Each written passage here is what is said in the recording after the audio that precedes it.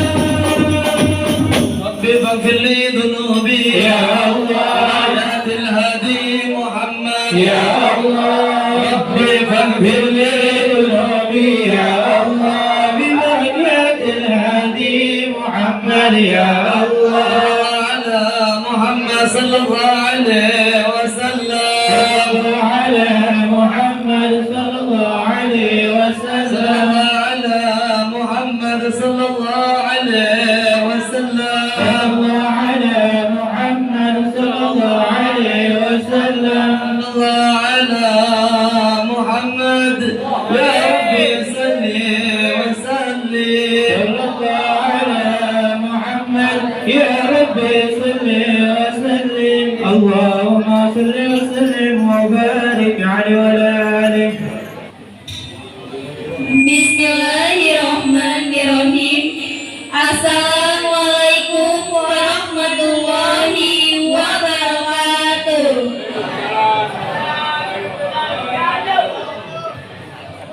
Alhamdulillahirabbil alamin. Asyhadu an la ilaha illallah wa asyhadu anna Muhammadar Rasulullah. Allahumma sholli ala sayyidina Muhammad wa ala ali sayyidina Muhammad, amma ba'du. Yang terhormat kepada guru kita Bapak Ustadz Haji Hendra Firmansyah MPDI, yang terhormat Ketua Peringatan Isya Mi'raj 27 Rajab 1443 Hijriah Bapak Erwan Lusani, yang terhormat adik kita Siti Kaila Akna, dan Bapak Ibu hadirin yang dirahmati Allah Subhanahu wa taala. Alhamdulillah, puji dan syukur kehadiran Allah Subhanahu wa taala yang telah melimpahkan rahmat dan hidayah sehingga kita dapat berkumpul dalam rangka peringatan Isra Mi'raj 27 Rajab 1443 Hijriah tahun 2022. Salawat serta salam marilah kita sampaikan kepada Nabi besar Muhammad SAW beserta keluarga, para sahabat, dan kita sebagai pengikutnya yang kelak di yaumil kiamat nanti akan dapat syafaat dari beliau. Amin. Bapak Ibu hadirin yang kami hormati, izinkan saya Evi Mulyani, saya Siti Zauza membacakan susunan acara pada malam hari ini adalah sebagai berikut. Acara yang pertama, pembukaan. Acara yang kedua, Gema Wahyu Ilahi. Acara yang ketiga, sambutan Ketua Panitia Peringatan Isra Mi'raj 27 Rajab 1443 Hijriah tahun 2022.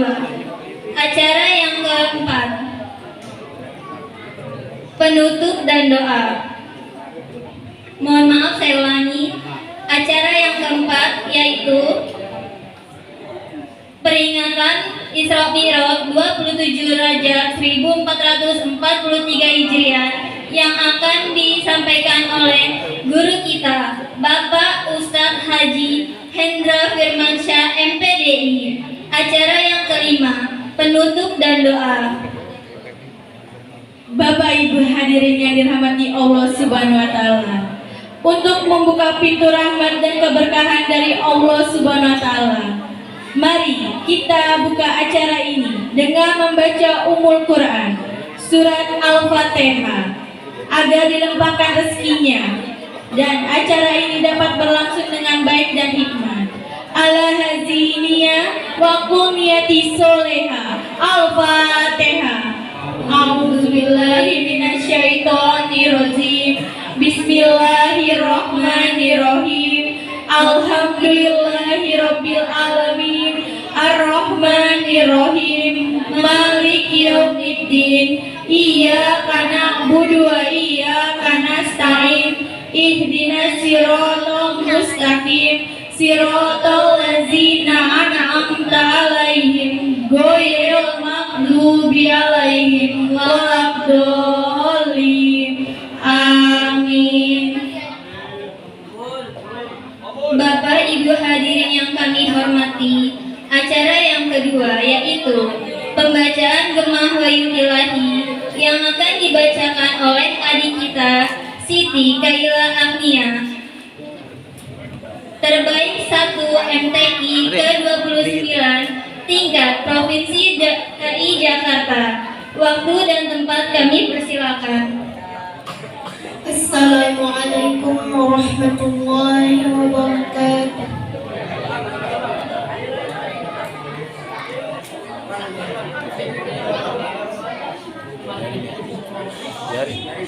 A'udzu billahi minasy syaithanir rajim.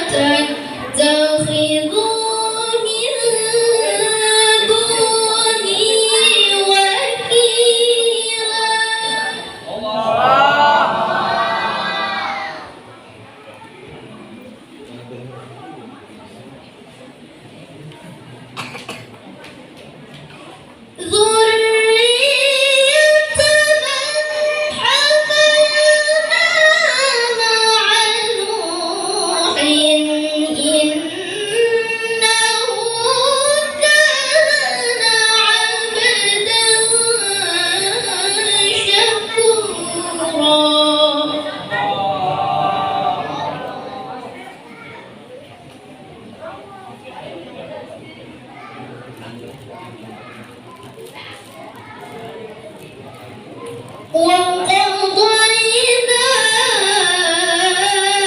إلى بني إسرائيل في الكتاب لتفسدن في الأرض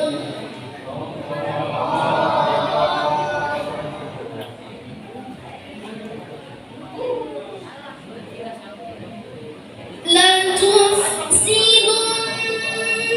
في الأرض مرتين ولتعلن علوا كبيرا.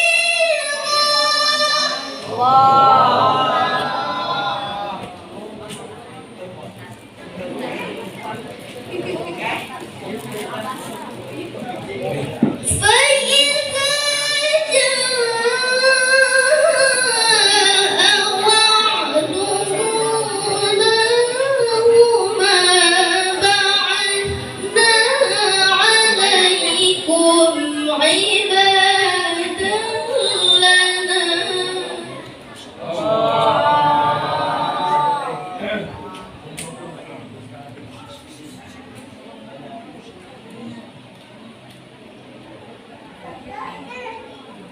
عبادا لنا أولي بأس شديد فجاسوا خلال الديار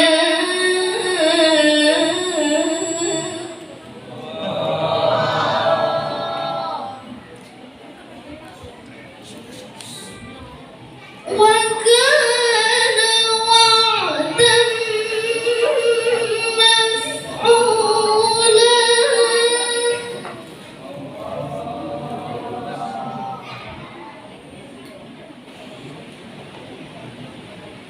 ثم رددنا لكم الكرة عليهم وأمددناكم بأموال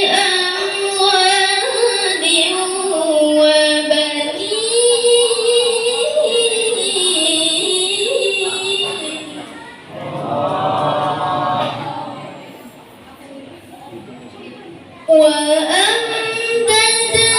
وأمددناكم بأموال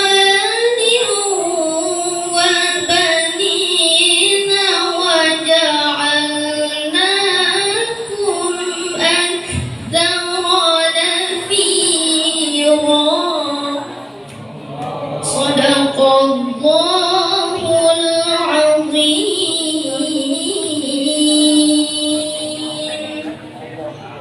Assalamualaikum warahmatullahi wabarakatuh. Bismillahirrahmanirrahim. Assalamualaikum warahmatullahi wabarakatuh. Terima kasih kepada jamaah muslimin kiramah yang sudah hadir dalam acara Isra wal Mi'raj Nabi besar Muhammad sallallahu alaihi wasallam. Jazakumullah khairul jazaa. Dan terima kasih yang sudah mewakafkan tanah ini untuk pembangunan mushola. Mudah-mudahan amalnya diterima Allah Subhanahu wa taala. Wabil khusus Ibu Hena yang memberikan sumbangan yang berupa air yang diberikan untuk kedua orang tuanya, yaitu almarhum Bapak Muhammad Husni dan almarhumah Ibu Yuroni.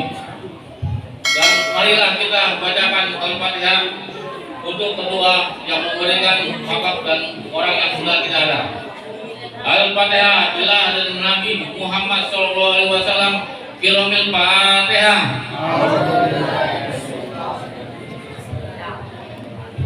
Alhamdulillah rabbil alamin arrahmanir rahim maliki yaumiddin iyyaka na'budu wa iyyaka nasta'in ihdinas siratal mustaqim siratal ladzina an'amta 'alaihim. Yang terhormat Bapak Ustadz Haji Muhammad Hendra Firmansyah SPDI, selamat datang. Yang terhormat Bapak Haji Yogi, yang terhormat Bapak Haji Waluyo, yang terhormat Bapak Ustadz Winarko, dan Bapak RT 17 dari 09 Bapak Priyo Hartono, yang terhormat Bapak RT 16 dari 09 Bapak Anton, yang terhormat Bapak Iwan Sunarto RT 3, dan kado dari Rodotus Solihin Impian Bapak Ustadz Nanang Kosin. Terima kasih atas kehadirannya. Dan bila saya sebutkan satu persatu tanpa mengurangi rasa hormat kami, dan mohon maaf yang sebesar-besarnya di dalam acara ini ada yang kekurangan. Bapak-bapak dan ibu-ibu sekalian, kaum muslimin dan muslimat yang saya hormati dan yang saya muliakan oleh Allah Subhanahu wa Ta'ala. Pertama-tama, marilah kita panjatkan puji dan syukur kehadirat Allah Subhanahu wa Ta'ala, karena kita semua pada saat ini masih diberikan kesehatan dan diperkenankan oleh Allah Subhanahu wa Ta'ala berkumpul di acara yang berbahagia ini dalam rangka memperingati hari besar Islam, Isofal Murad Nabi besar Muhammad Sallallahu Alaihi Wasallam.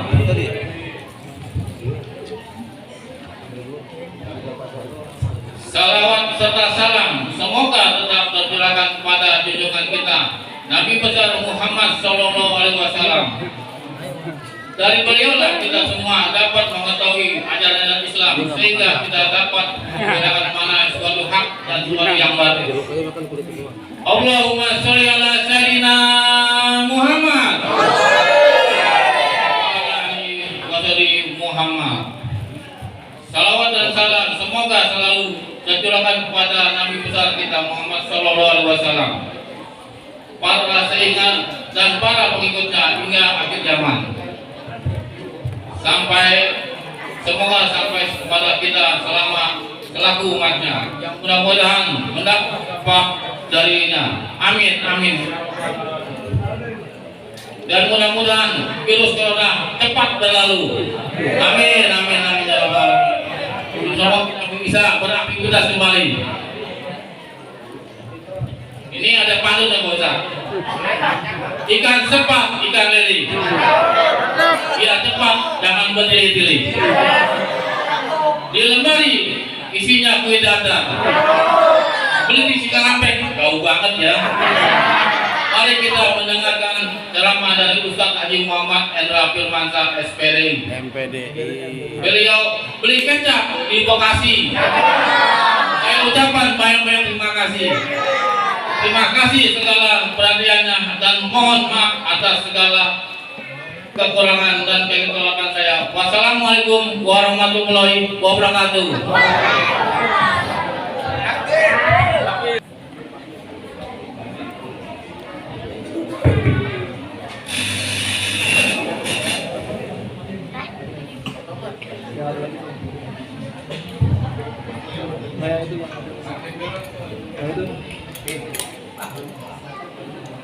Ya Rabbi bil Mustafa balligh maqasidana waghfir lana ma madha ya wasi'al karami. Ya Rabbi bil Mustafa balligh maqasidana waghfir lana ma madha ya wasi'al karami.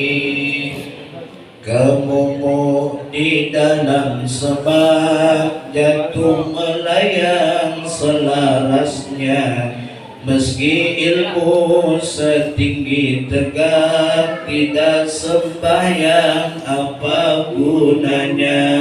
Ya Rabbi balligh maqasidana waghfir lana ya wasi'al. Palinglah enak makan kecapi, beli kecapi di Bang Maman. Palinglah enak kita ngaji, pulang ngaji bawa berkah. Ya Rabbi balligh maqasidana waghfir lana ya wasi'al. Palinglah enak makan buah, 4 buahnya yang 3 telur. Palinglah enak jadi jamaah, Ustaz ceramah dia molor. Ya Rabbi Mustafa balligh maqasidana waghfir lana ma qada ya wasi'al karami. Allahumma barik lana fi Rajab wa Sya'bana wa ballighna Ramadana waghfir lana dhunubana. Ya Rabbi bil Mustafa balligh maqasidana waghfir lana ma qada ya wasi'al karami. Allahumma salli wa sallim wa barik alaihi wa ala alihi. Assalamu alaikum warahmatullahi wabarakatuh.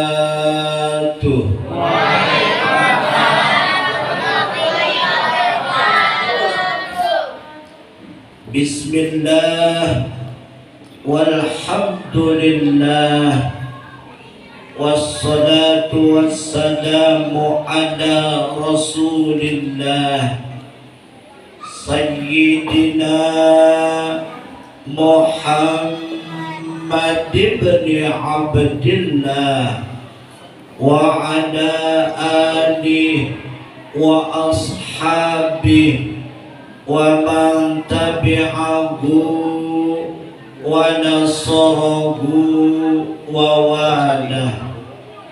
Allahumma subhanaka la ilma lana illa ma 'allamtana innaka antal alimul hakim. La haula wala quwwata illa billah, amma ba'd. Faqad qala Allah ta'ala fil Qur'anil Karim, wa ma ja'alna ar-ru'ya allati araynaka illa fitnatan linnas. Al-ayah. Sadaqallahul azim wa sadaqa rasuluhun nabiyyul karim wa nahnu ala dzalika minasyakidin wasyakirin walhamdulillahi rabbil alamin.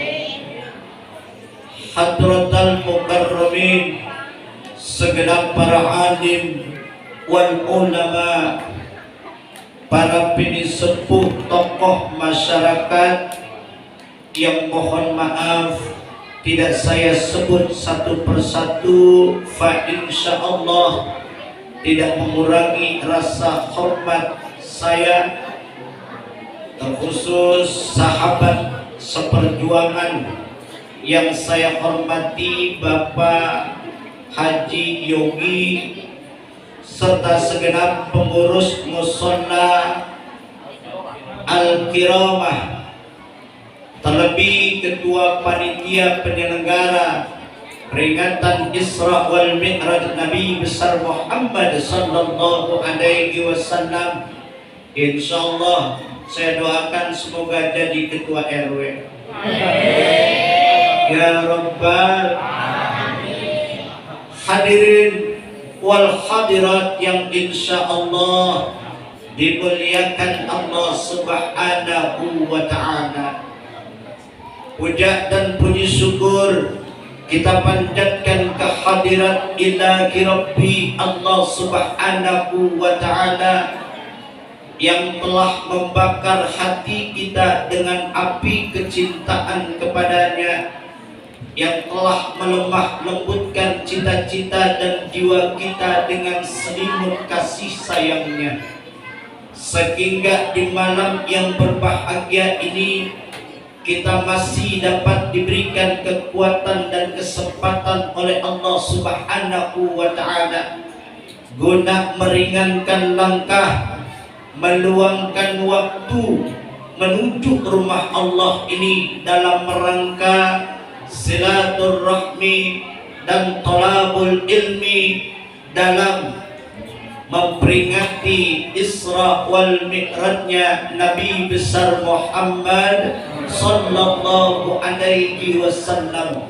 Semoga silaturahmi dan thalabul ilminya kita senantiasa akan mendatangkan curahan rahmat, berkah, ridha dan ampunan dari Allah Subhanahu wa ta'ala.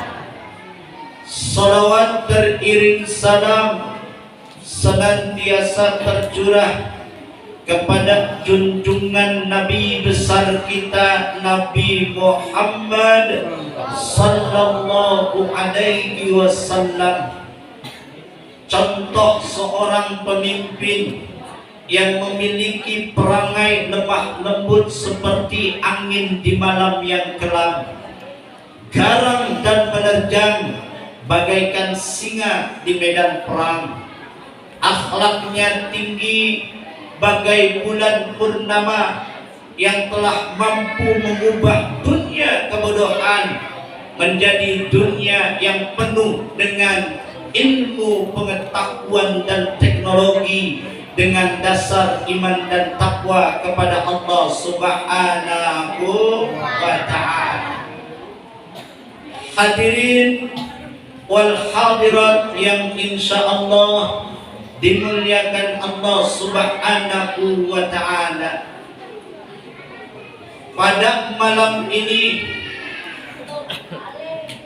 tepat di tanggal 27 Rajab 1443 Hijriah, kita diingatkan akan catatan sejarah satu peristiwa yang besar yang dibesarkan oleh Zat yang Maha Besar, satu peristiwa yang mulia yang dimuliakan oleh Zat yang Maha Mulia, satu peristiwa yang agung yang diagungkan oleh Zat yang Maha Agung, tidak lain adalah Allah Subhanahu wa ta'ala.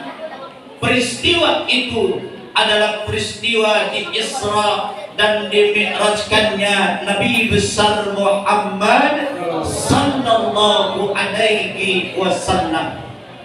Perjalanan di waktu malam dari Masjidil Haram di kota Mekah sampai ke Masjidil Aqsa di kota Palestina. Lalu mi'rajnya Nabi dari Palestina sampai ke langit pertama, kedua, ketiga, sampai dengan langit yang ketujuh, bahkan sampai ke Sidratil Muntaha, berjumpa dengan Allah Subhanahu wa ta'ala dalam rangka menerima satu perintah yang mulia, yakni perintah untuk melaksanakan ibadah sholat. Lalu Nabi kembali lagi ke Palestina dan kemudian kembali lagi ke Mekah dalam waktu sepertiga malam. Maka peristiwa ini menjadi gempar pada saat itu. Peristiwa ini menjadi besar saat itu karena peristiwa Isra dan Mi'raj hanya ditempuh dalam kurun waktu sepertiga malam. Akal mana yang bisa menerima perjalanan Nabi dari Mekah ke Palestina, bahkan Mi'raj sampai ke Sidratil Muntaha dalam waktu sepertiga malam? Saya yakin seandainya kita saat itu mengalami kabar peristiwa Isra dan Mi'raj, maka kita akan berpikir bukan 2 kali, bahkan sampai 17 kali. Percaya tidak? Percaya tidak? Kenapa demikian? Karena peristiwa itu ketika Nabi sampaikan, maka yang mendengar peristiwa itu adalah umat Nabi yang imannya lemah. Tidak sedikit yang kemudian mereka berubah menjadi murtad. Yang kafir bangga dengan kekafirannya, sehingga mengatakan Nabi Muhammad adalah orang gila, mengatakan Nabi Muhammad itu sudah tidak waras, Nabi Muhammad itu pembual, Nabi Muhammad itu pembohong. Akal mana yang bisa menerima? Nggak perlu sampai ke langit, bahkan ke Sidratil Muntaha. Dari Mekah ke Palestina saja nggak mungkin bisa ditempuh dalam kurun waktu sepertiga malam. Tetapi tidak sampai di situ. Justru orang yang beriman semakin mantap keimanannya. Siapa? Tidak lain adalah Sayyidina Abu Bakar As-Siddiq radhiyallahu anhu. Beliau menerima informasi itu, yang kemudian beliau cukup mengatakan, apakah cerita ini benar, bersumber dari Nabi besar Muhammad sallallahu alaihi wasallam? Jika benar, jangankan peristiwa Isra wal Mi'raj, yang lebih dari peristiwa Isra dan Mi'raj pun saya percaya, asal itu bersumber dari lisannya Nabi Muhammad sallallahu alaihi wasallam. Pak, jujur, jangan ada dusta di antara kita. Seandainya kita dengarkan peristiwa itu, kita percaya enggak? Percaya enggak? Percaya enggak? Belum tentu. Kalau kita pada saat itu mengalami masanya, akal mana yang bisa boleh? Sepertiga malam harus ditempuh. Sedangkan antara kota Mekah ke kota Palestina itu berjarak 1239 km. Jangan berbicara tentang Mekah sampai ke Palestina. Dari Mekah, dari Jeddah saja sampai ke kota Madinah itu lebih kurang 6 jam. Dan itu tidak ada halang rintang.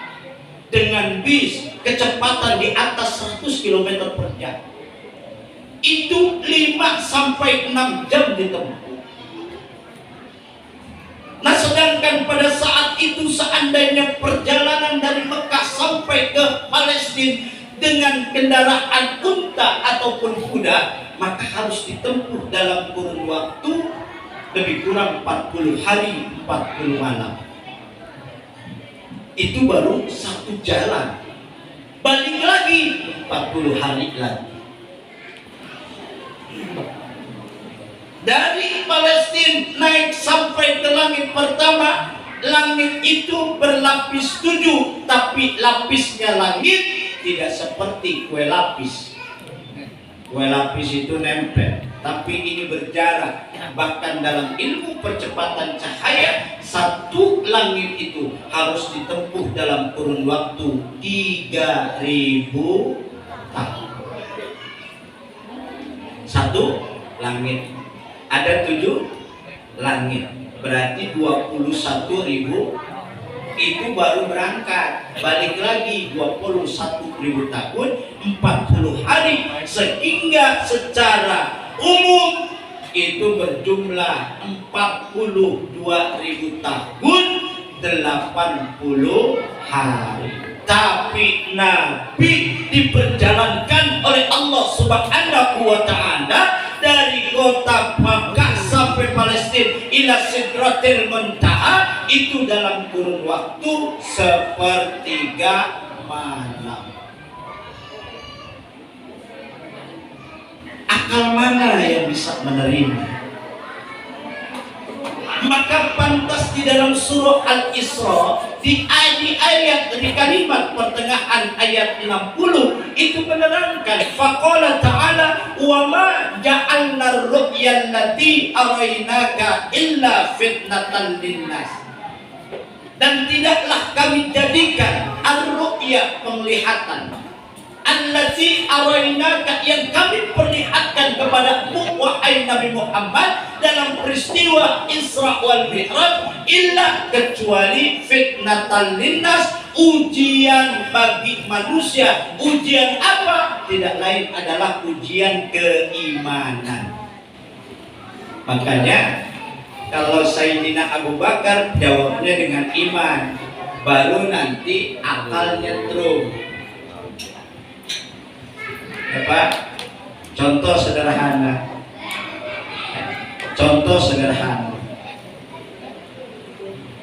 Ketika kita ditanya sama putra, Pak, manusia itu kan diciptain dari tanah, betul ya Pak? Nabi Adam asalnya.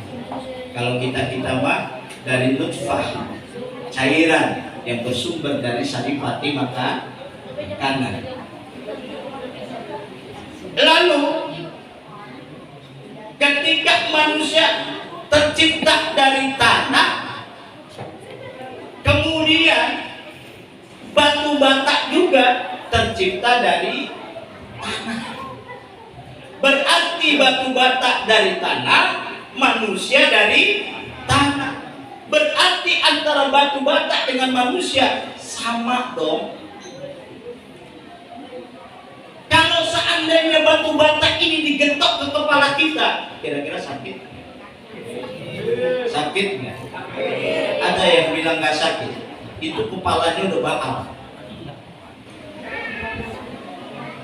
Benar manusia tercipta dari tanah, batu bata dari tanah, cuma kadarnya yang berbeda.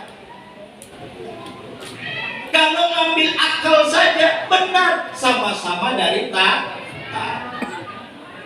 Maka ini adalah merupakan ujian keimanan dari Allah. Ketika ujian keimanan dari Allah ini, maka ketika perjalanan Nabi diberikan sama Allah Subhanahu wa Ta'ala beberapa peristiwa-peristiwa yang pada akhirnya akan menjadi pembelajaran terhadap umat. Salah satunya Nabi diperlihatkan oleh Allah, ada orang yang sedang bercocok tanam, tiba-tiba langsung keluar dari tanah itu batang, bergerak, kemudian menjadi cabang, muncullah dedaunan yang tidak lama kemudian muncul buah-buahan, dipanen oleh petani itu.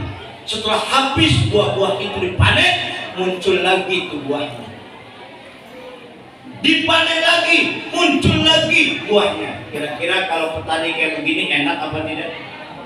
Enak apa tidak? Banyak nggak buahnya? Banyak nggak buahnya? Banyak. Enak. Nabi tanya, man haula'i ya Jibril alaihi salam, siapa ini wahai malaikat Jibril? Nabi menjawab, itu umatmu ya Rasulullah, hidup ketika di alam dunia senantiasa mendermakan hartanya di jalan Allah, berjuang di jalan Allah dengan hartanya. Maka orang yang kayak begini nanti di akhirat tidak ubahnya bagaikan petani yang bercocok tanam, berbuah, lalu diambil, berbuah lagi, diambil, berbuah lagi, sampai kapan? Allahu a'lam.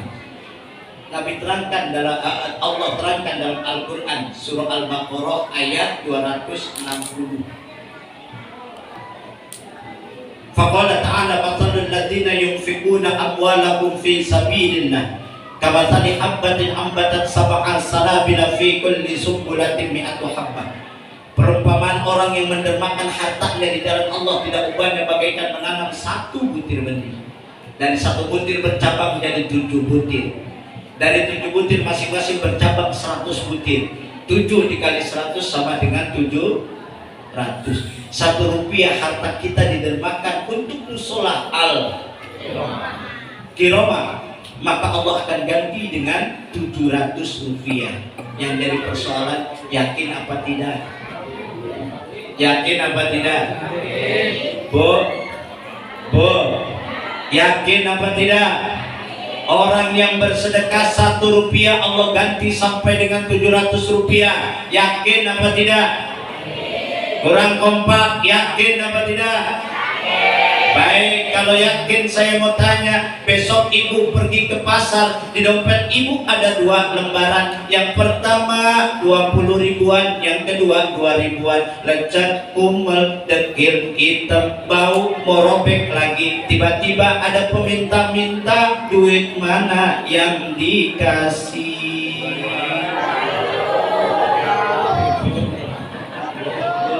Berapa bu? Berapa bu? Terima kasih atas kejujurannya. Udah 2000 pengennya masuk surga. Bu, nih lihat bapak-bapak calon ahli surga. Bapak-bapak saya tanya, kalau besok bapak berangkat ke kerjaan, di kantong ada duit 2 lembaran. Yang pertama 100 ribuan, yang kedua 5 ribuan. Tiba-tiba di tengah jalan ketemu sama janda muda, duit mana yang dikasih? Berapa pak? Bu, berapa bu? Terima kasih janda atas informasinya. Jarang-jarang janda ngakuan.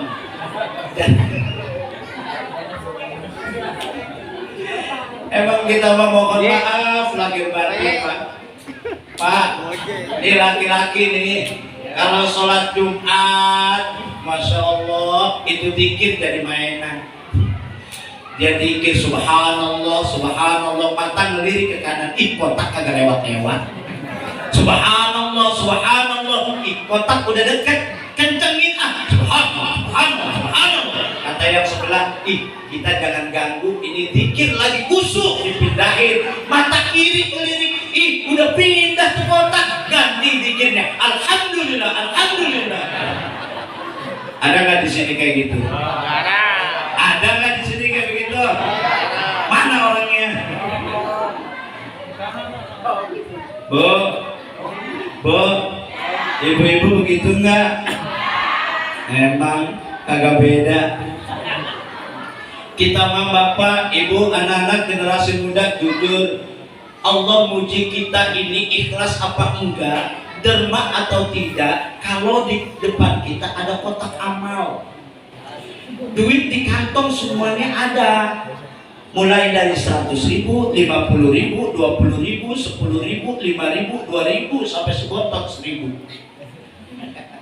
Kotak ada di depan kita, itu duit musyawarah. Kata yang 100 ribu, hei adik-adikku, nggak akan mungkin aku dimasukkan di dalam kotak aman. Kata yang gocap, sama bang, gua juga kagak. Kata yang 20, sama bang, gua juga kagak bakal. Kata yang 10 ribu, pasti saya yang diambil. Biasanya orang Islam suka ambil yang tengah-tengah. Untuk itu, yang 10 ribu mengadakan acara perpisahan. Wahai kakak-kakakku, adik-adikku, mohon maaf lahir dan batin. Mungkin selama di dompet ini, selama di kantong ini saya banyak salahnya. daripada benarnya. Sebentar lagi saya akan dimasukkan ke dalam kotak amal. Belum selesai dia ngomong, yang goceng teriak, nggak mungkin bang, masih ada kita-kita. Kira-kira tuh 10.000 masuk kotak nggak pak? Enggak. Yang goceng juga lebih songong. Gua juga enggak bang, masih ada adik-adik yang lain.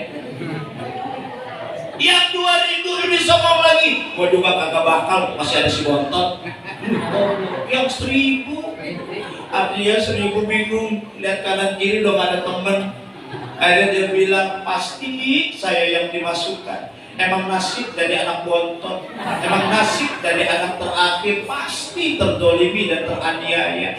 Abang-abang, saya pamit, mohon maaf lahir batin. Bentar lagi mau dimasukkan dalam kotak amal. Baru mau diambil, nongol logaman gope. Kira-kira nih, kira-kira yang dimasukin 1.000 apa logaman gope? Bu, logaman gope apa 1.000? Masya Allah, ini pelajaran nanti buat Ramadan Pak. Itu kotak amal bulan Ramadan, diusahakan jangan seperti di jalan tol, lurus tanpa hambatan. Kayak di tikungan Jigung apa? Itu mau berhenti, masukin, berhenti, masukin, insya ini mah udah masukin gope, doanya banyak ya Allah. Aku sudah kakak uang gopekku ya Allah. Amalnya buat kakek nenekku yang sudah tidak ada. Masya Allah, gope. Ada yang kayak begitu bu. Di sini mah ibu-ibunya nggak ada, termas semua. Ibu-ibu di sini mah orangnya semangat dalam ibadah. Lihat deh bulan Ramadan, ya. Kita mah bapak-bapak masih di rumah, emak-emak orangnya belum ada, sejadah udah nongkrong. Betul apa tidak? Betul apa tidak? Enggak, ubahnya udah kayak pasar naruh lapak. Lah kita laki-laki mau naruh apa? Mau naruh kain sarung. Berangkat dari rumah pakai kolor. Tuh, mak-mak tuh, alhamdulillah. Mama kita mah luar biasa. Masya Allah. Nanti Pak, itu kalau berangkat ke musola mau sholat tarawih, mirip kayak camping. Dia bawa teng-tengan, udah ada cemilan, ada minuman. Assalamualaikum, assalamualaikum, serosot tuh minuman. Masya Allah. Tapi ibu-ibu di sini mah nggak ada di sini mah. Orang sono orang Ancol. Cuman informasinya pindahan dari sini.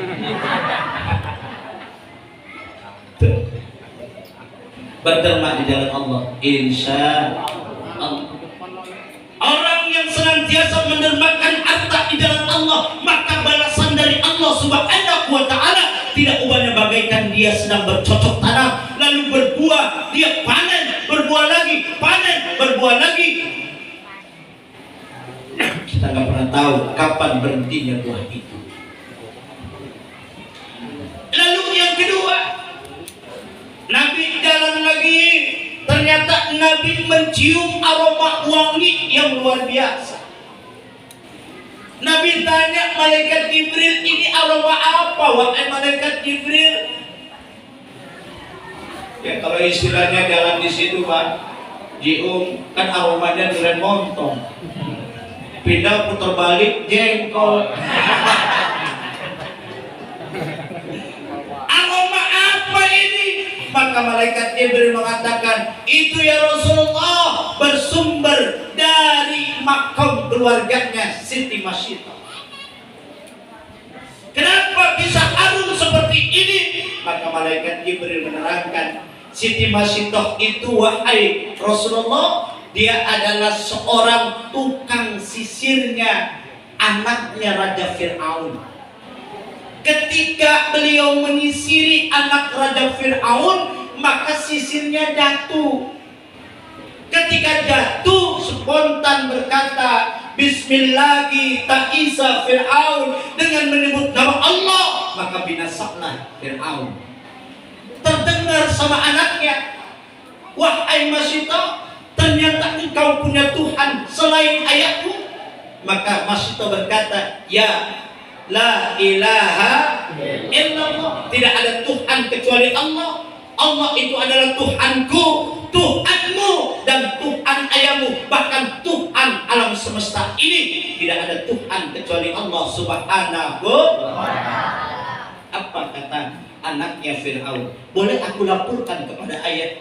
Silakan.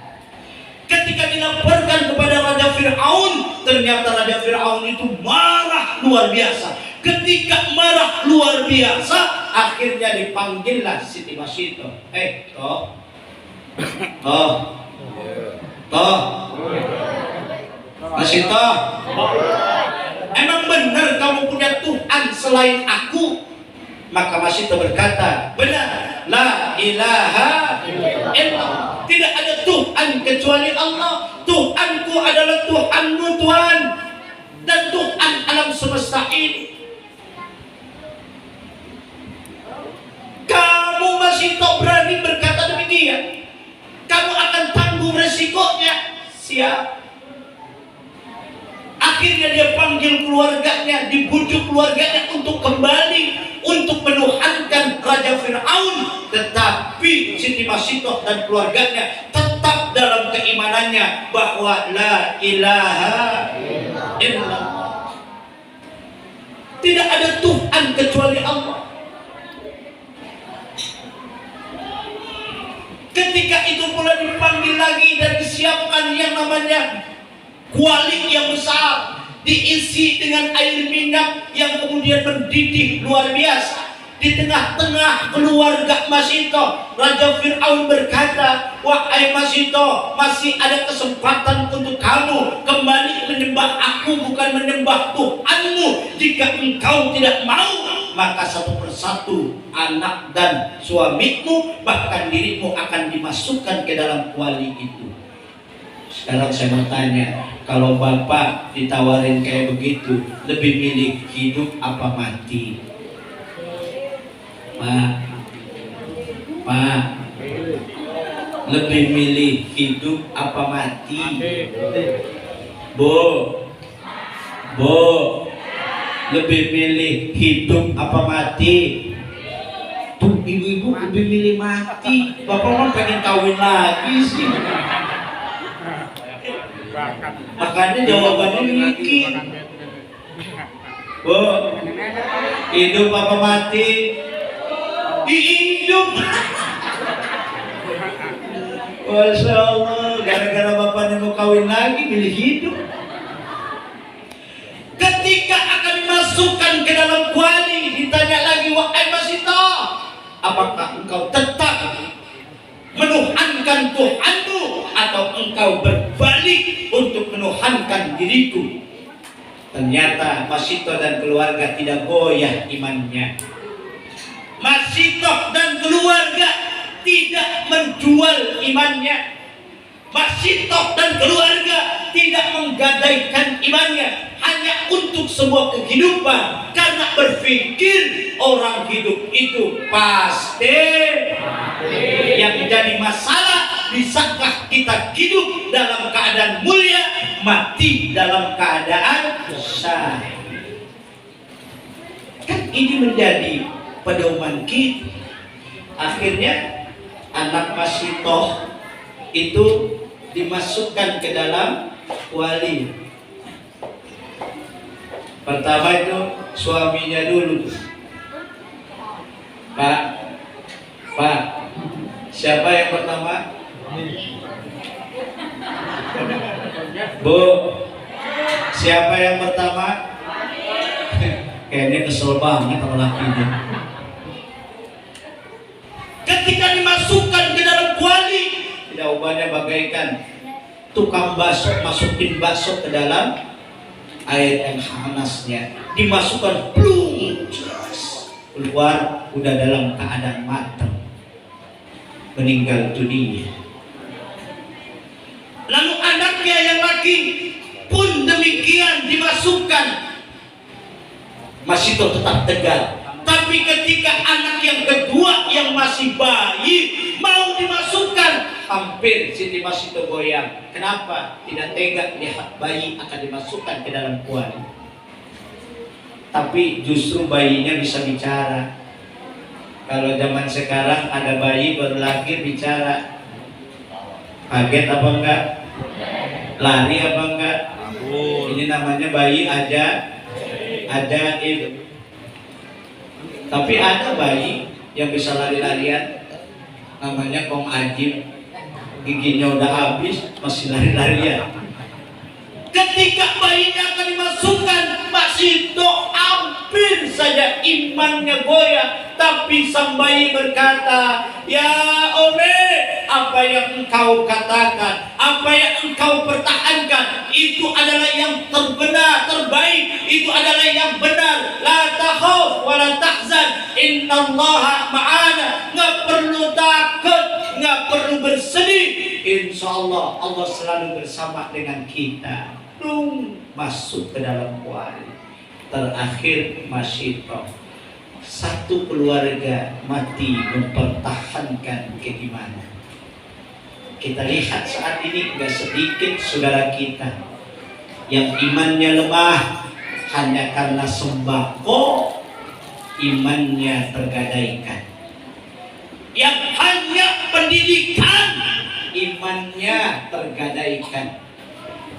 Yang hanya untuk biaya rumah sakit, imannya tergadaikan. Nggak sedikit. Kadar fakru ayyakuna kufran. Kefakiran itu akan mengarah kepada kekufuran. Oleh sebab itu, ini menjadi pelajaran bagi kita, keluarganya Siti Masitoh yang mampu mempertahankan keimanan. Makanya kuburannya wangi, tercium oleh baginda Nabi besar Muhammad sallallahu alaihi. Nabi lihat ada yang sedang memukuli kepalanya, hancur kepalanya, dibalikin lagi sama Allah.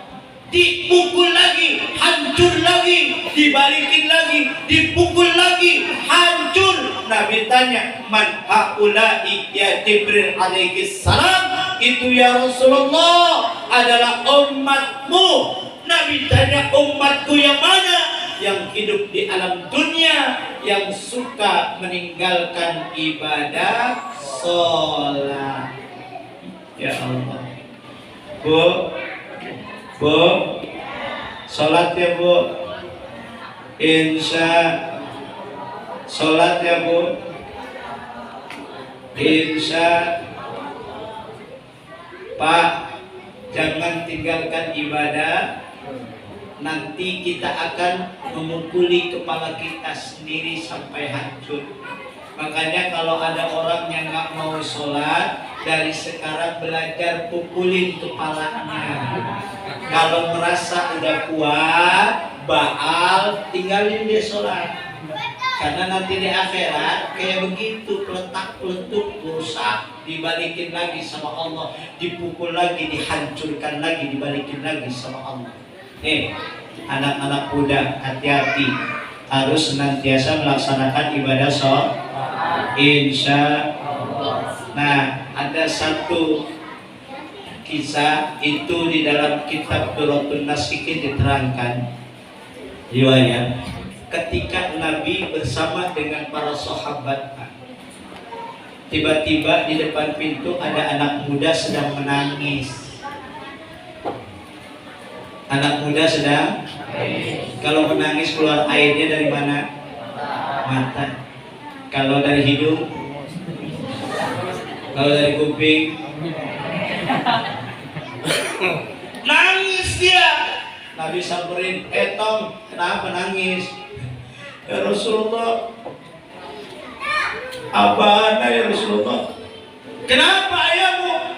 Ayah saya ya Rasulullah baru saja meninggal dan tidak ada satu orang pun yang mau memandikan.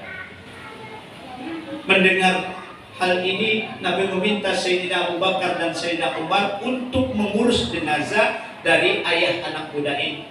Berangkat kedua sahabat. Ketika sampai di rumah anak muda itu, dibuka pintunya, kedua sahabat matanya langsung melotot. Ternyata yang terbaring itu bukan jenazah dari ayahnya, akan tetapi bagaikan seekor bagong alias babi gosong. Babi, bu, babi.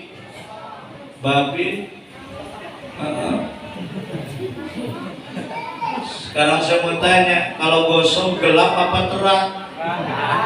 Kalau ada yang bilang gosong itu terang, B2 apa O2N itu namanya. Ketika melihat hal demikian, balik menjumpai Nabi, mungkin dengan bahasanya orang kita ini orang Jakarta, lapor ya Rasulullah, ternyata itu bukan ayah dari anak muda itu. Lalu apa? Babi gosong. Nabi kaget. Loh, kenapa babi gosong? Kan anaknya bilang itu adalah ayahnya. Iya, Rasulullah. Akhirnya Nabi bilang antarkan ke rumahnya. Lalu kemudian diantar oleh dua sahabat. Ketika dibuka rumahnya dengan ucapan Assalamualaikum Waalaikumsalam, dibuka itu rumahnya, pintunya. Kemudian Nabi langsung melihat tertuju kepada yang sedang terbaring. Ternyata Nabi mengatakan iya tapi Nabi tahu ini pasti Allah sudah ubah wujudnya. Akhirnya Nabi doa, ya Allah kembalikan wujud aslinya. Benar Pak, ternyata jenazah ayah anak muda. Mohon maaf nih anak muda, jangan dianggap yang muda itu matinya masih lama. Itu belum tentu. Bapak-bapak juga begitu ya Pak. Usia umat Nabi 60 sampai 70. Kalau ikutin Nabi 63 tahun. Makanya Bapak Ibu yang hadir pada malam ini usianya 62 tahun 11 bulan 29 hari. Berarti tinggal besok. Betul tidak? Betul tidak? Tinggal besok. Pernah nggak kita berpikir, ya Allah, hari ini ya Allah saya bisa bergerak dari rumah berjalan menuju musola Al-Kiramah dalam rangka peringatan Isra wal Mi'raj. Saya bisa berjalan, saya bisa bergerak. Pernahkah kita berpikir satu saat nanti kita nggak bisa bergerak sama sekali?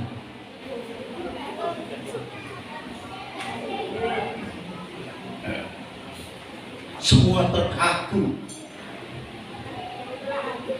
terbujur dalam pembaringan, nggak bisa bergerak semua ketika kematian itu datang. Hari ini kita dari rumah, kita mandi membersihkan diri, kita berwudu mensucikan diri, dengan sendirinya kita mandi.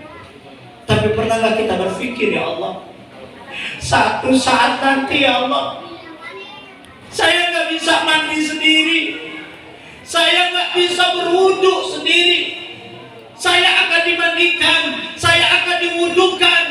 Ketika kita sudah menjadi jenazah, ya Allah. Pak, kalau sekarang pengen dimandiin, berarti pengen buru-buru jadi jenazah. Ketika kita sudah terbaring kemudian kita dimandikan, mohon maaf, ketika kita mandi sendiri kita bisa milih sabun kita apa, sampo kita apa, odol untuk kita sikat gigi apa. Tapi ketika kita telah meninggal dunia, kita nggak bisa milih mau pakai sabun apa, pakai sampo apa. Gak usah protes bagaimana yang mandiin. Mau dimandiin pakai sabun ekonomi kek, pakai sabun colek kek, udah cicing wae. Jangan ini mah malah bangun, jangan sabun itu dong, insya Allah yang mandiin lari. Tapi kalau ada jenazah yang begitu, itu tanda jenazah songong. Betul tidak? Hari ini kita hadir di musola berpakaian baju koko serba indah, yang disukai jas-jas luar biasa. Udah meninggal kok di jas ditinggal. Anaknya juga belum tentu mau pakai. Udah siapa bapak? Ih, dilempar. Bapak udah mati. Betul tidak? Lalu pakaian apa yang kita gunakan? Kain kafan. Kain apa? Kapan dipakainya? Kain kapan dipakainya? Kain kapan? Kain yang termurah di dunia. Masya Allah. Digunting berudul, yang bagus disobek lurus reset, sobek. Betul tidak? Makanya saya pengen Pak Haji, nanti ada majelis zikir, berlatih kita dengan pakai baju kapan, pakai kain kapan, seperti layaknya pocong. Berzikir kita, baru mulai zikir, mati lampu. Kira-kira jamaah lari nggak? Lari, kata Hansip, ya Allah, pocong lagi demo. Kita akan mengalami hal itu, nggak bisa bergerak, nggak bisa mandi dengan sendirinya, tidak bisa berwudhu dengan sendirinya, bahkan menggunakan pakaian pun kita akan digunakan pakaiannya. Kenapa? Pada saat kita meninggal dunia. Makanya tuh ayah anak muda Pak dimandiin sama Nabi, diwuduin sama Nabi, dikafani sama Nabi, lalu disolati. Setelah disolati, dibawa ke alam barzah untuk dimasukkan ke dalam kubur. Ketika akan dimasukkan ke alam kubur, tuh jenazah berubah lagi jadi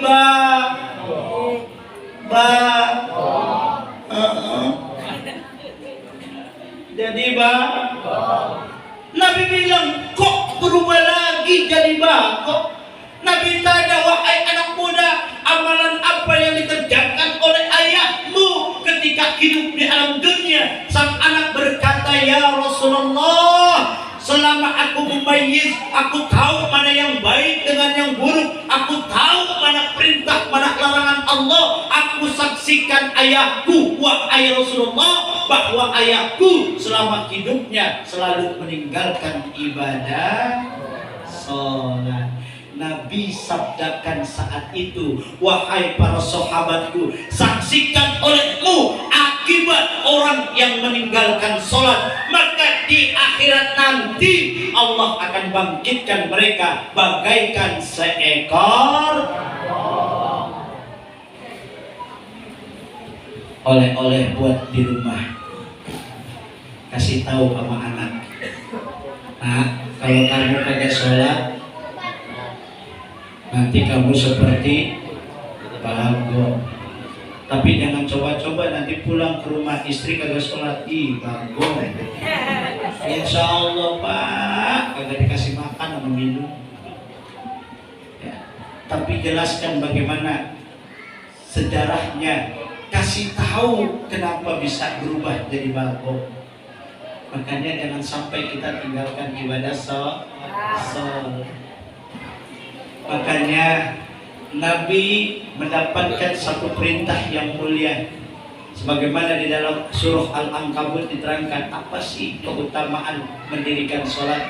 Faqala ta'ala, inna sholata tanha 'anil fahsya'i wal munkar. Sesungguhnya sholat itu dapat mencegah dari perbuatan keji dan munkar.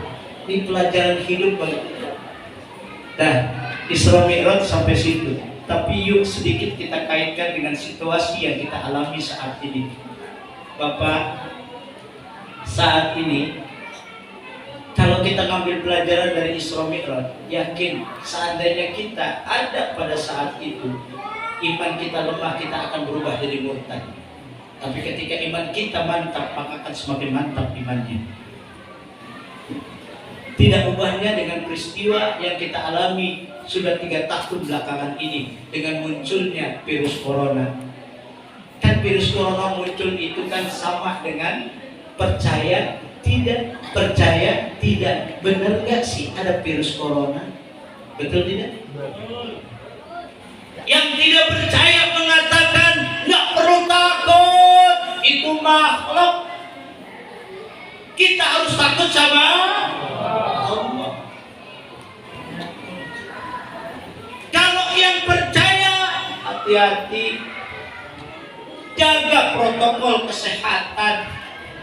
Kan banyak tanggapan akibat munculnya virus corona belum selesai muncul adik-adiknya, ada delta, ada alpha, terus ada Indomaret belum selesai muncul, ada Omikron, bentar lagi Omikron. Betul tidak? Virus Omikron dibesar-besarkan. Virus Omikron membuat berita kita semakin panik lagi. Tanpa sadar virus digede-gedein, giliran mikrofon disuruh kecil-kecilin. Betul apa tidak? Betul apa tidak? Di mana itu adanya? Luar negeri. Iya, Masya Allah. Dan WHO sudah mengatakan bahwa virus Omikron itu tidak sedahsyat virus Delta. Kenapa yang kayak begitu semakin dibesarkan? Bukan kita nggak percaya, kita percaya. Cuman tuh anehnya virus kok datangnya pengennya Ramadan.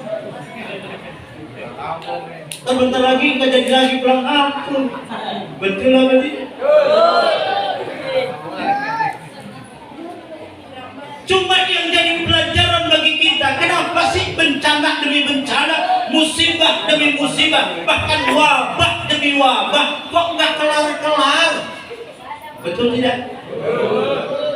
Kita baru mau tenang, virus Delta mau kabur, muncul Omikron. Tapi sungguh pun demikian, untungnya kita sudah belajar dari corona, jadi nggak panik. Coba dulu, lagi awal-awal, paniknya luar biasa. Kita duduk majelis taklim aja pinggir-pinggiran, kayak musuhan. Mau keluar disemprot. Habis dari luar cuci tangan, semprot lagi. Kadang-kadang yang kayak begitu, mohon maaf, justru dia yang meninggal duluan. Betul tidak? Ada dong kayak begitu. Kenapa kepanikan? Makanya kata Ibnu Sina, kepanikan itu separuh dari penyakit. Sabar itu separuh dari obat.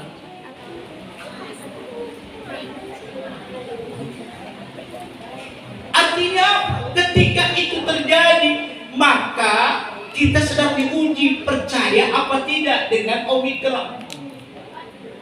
Percaya apa tidak dengan virus corona?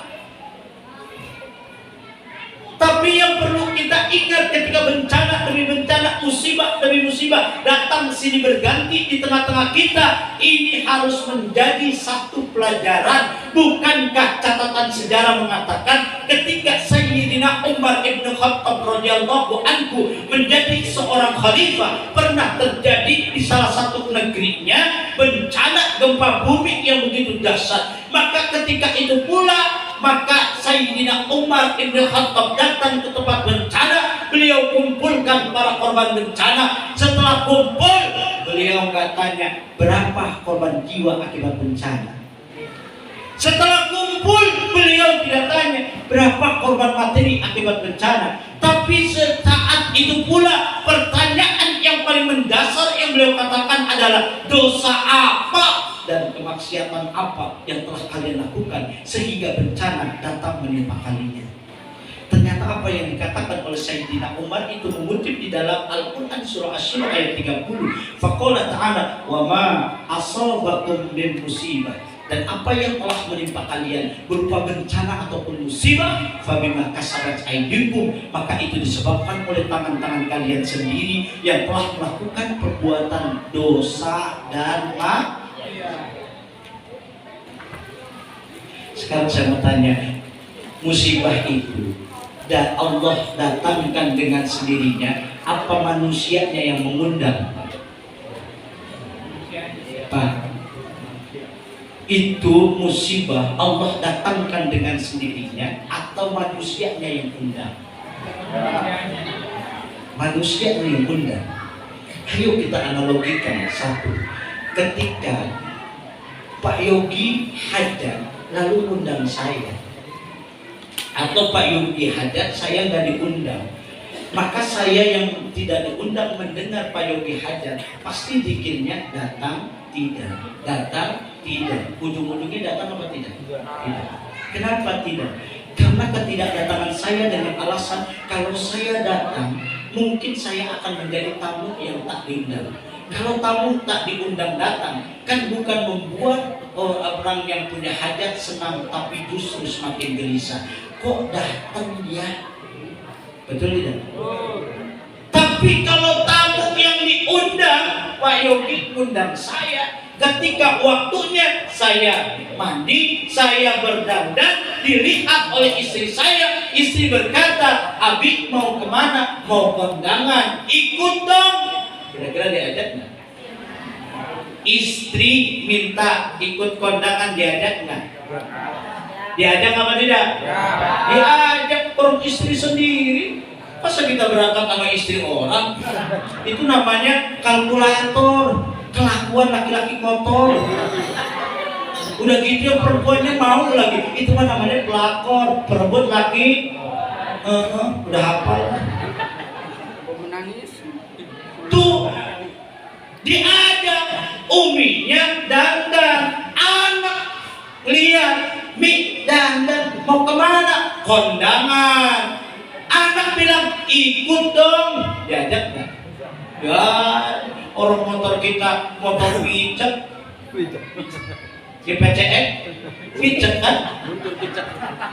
Kalau picek kira-kira untuk 4 orang muat nggak Pak? Muat nggak Bu? Iya, nyautan. Tuh, udah yang pertama, si bontot datang, Bang, ngapain? Kok mandi? Diajak Umi Abi, ngapain kondangan? Datang uminya, itu dong. Nah kira-kira si bontot ditinggal apa diajak? Satu yang diundang, tetapi 4 yang datang. Betul tidak? Betul tidak? Apa analoginya? Begini Pak, sepulang dari Isra Mi'raj, tiba-tiba Bapak di tengah jalan lihat ada anak muda berempat sedang meminum minuman beralkohol. Jangan minuman keras, minuman batu. Betul ya?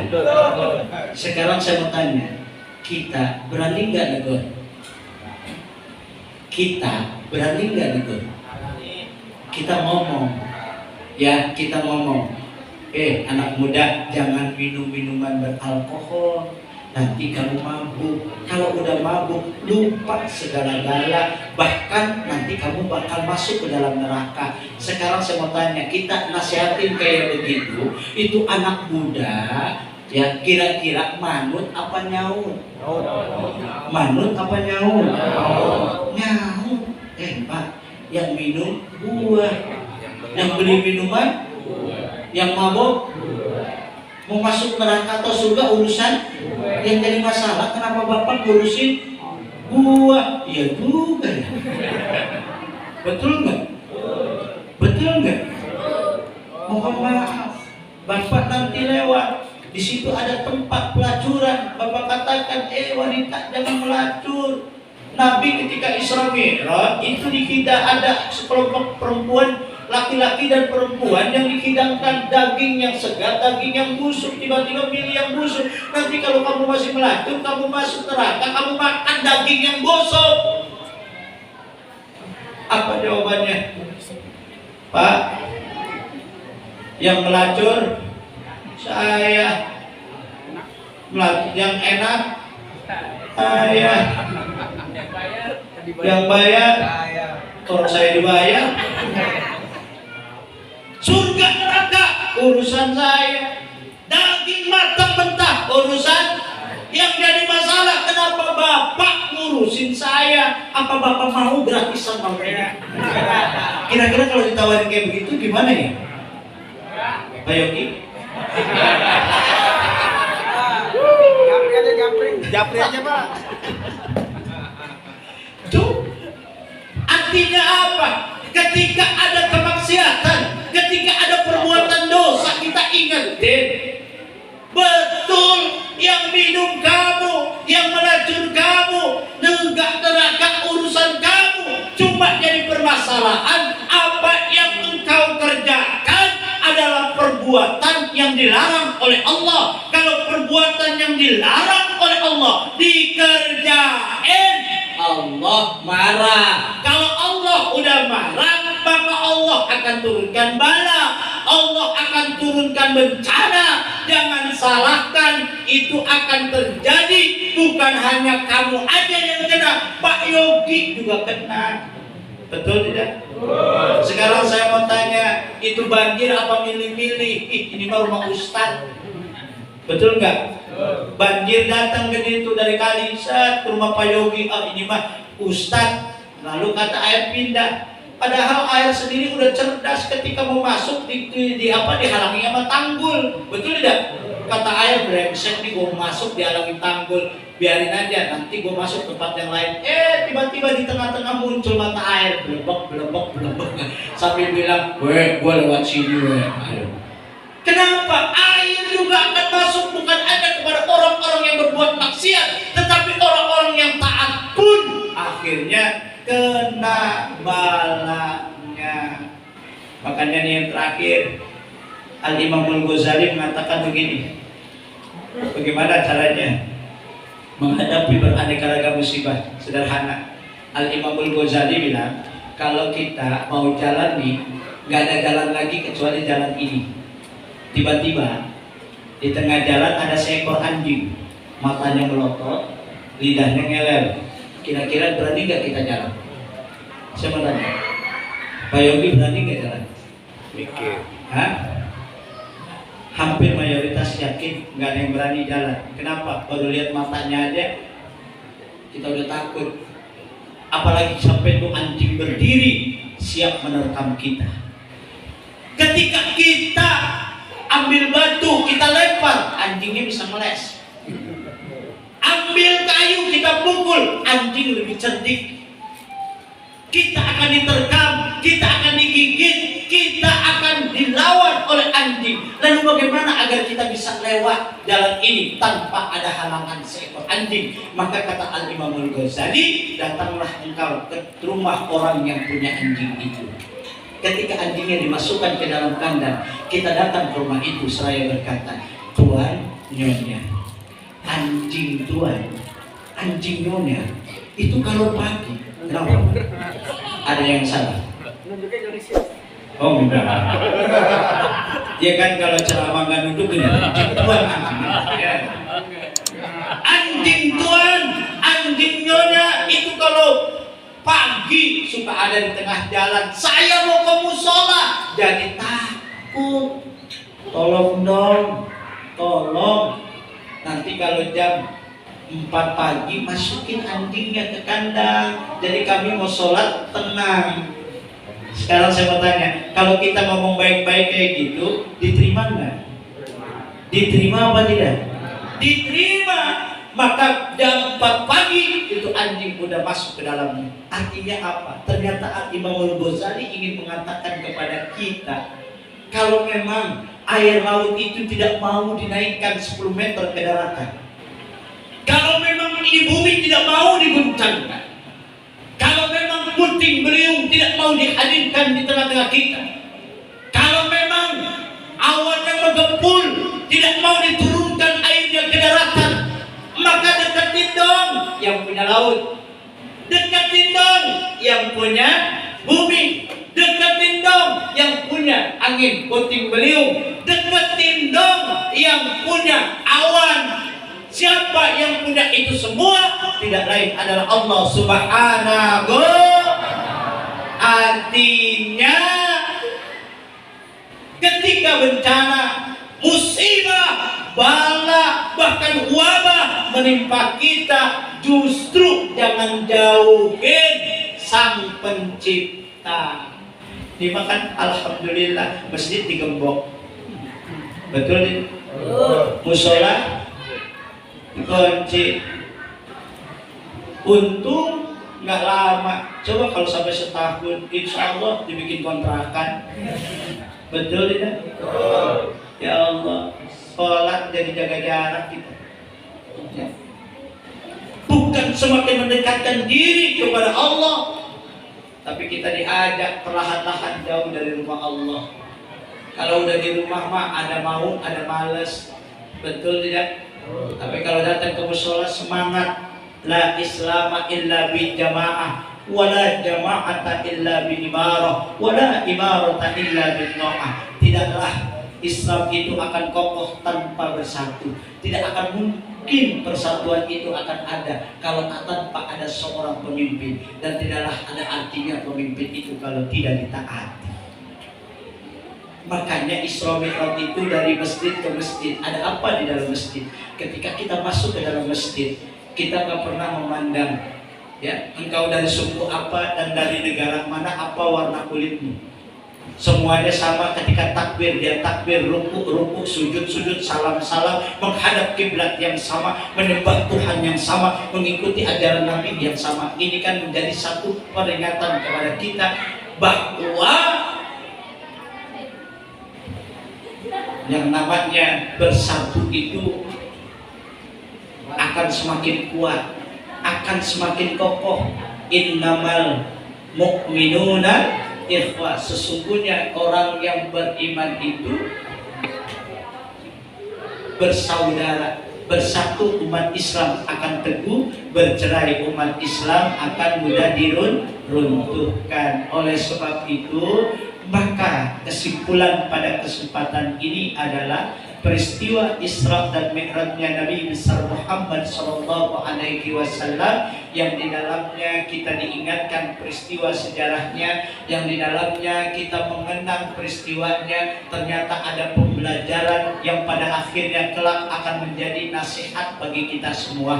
Maka ketika Allah menurunkan perintah sholat kepada Nabi, maka sholat itulah yang kelak akan menghantarkan kita agar selamat di dunia dan di akhirat. Hayya 'alas shalah, hayya 'alal falah. Mari kita sholat dan kita gapai kebahagiaan dunia dan akhirat. Dengan sholat kita berusaha untuk dapat menjadi manusia yang mampu mencegah perbuatan keji dan mungkar.